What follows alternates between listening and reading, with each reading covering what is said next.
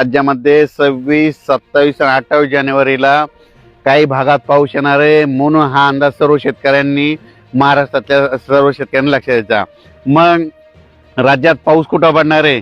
राज्यात 26 जानेवारी 2026 ला राज्यामध्ये सोलापूर जिल्हा, अक्कलकोट, त्याच्यानंतर जत, सांगली, पंढरपूर, कोल्हापूर, सातारा, त्याच्यानंतर कोकणपट्टी, त्याच्यानंतर धाराशिव जिल्हा, लातूर जिल्हा, बीड जिल्हा, त्याच्यानंतर कर्जत, जामखेड, कडा, आष्टी, अहिल्यानगर, त्याच्यानंतर पुणे, इकडं जुन्नर, इकडं हे पट्टा असत, नाशिक, उत्तर महाराष्ट्राकडे असा, म्हणजे 26 तारखेला संध्याकाळी मध्यरात्रीच्याला पावसाला सुरुवात होणार आहे, म्हणून हा 26 जानेवारीचा सर्व शेतकऱ्यांनी लक्षात द्यायचा।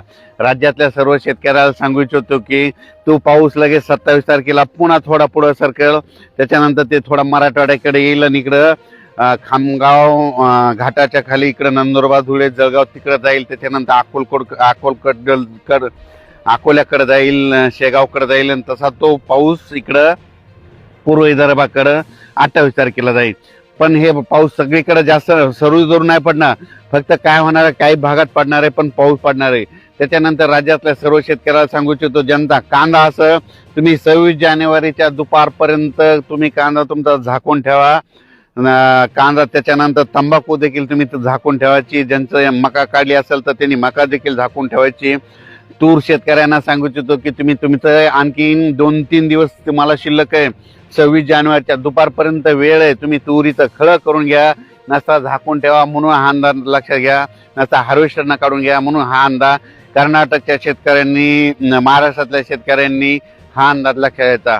कारण की राज्यात खराब वातावरण, मी म्हणलो होतो ना, जानेवारीच्या शेवटच्या आठवड्यात राज्यात खराब वातावरण होणार आहे, अगोदरच मी कल्पना दिली होती।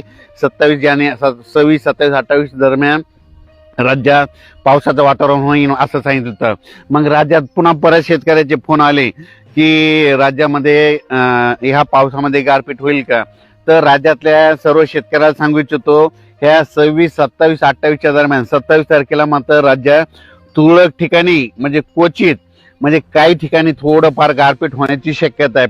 ताज्या घडामोडी जाणून घेण्यासाठी आजच बहुजन आवाज न्यूज चॅनलला लाईक, शेअर आणि सबस्क्राईब करा।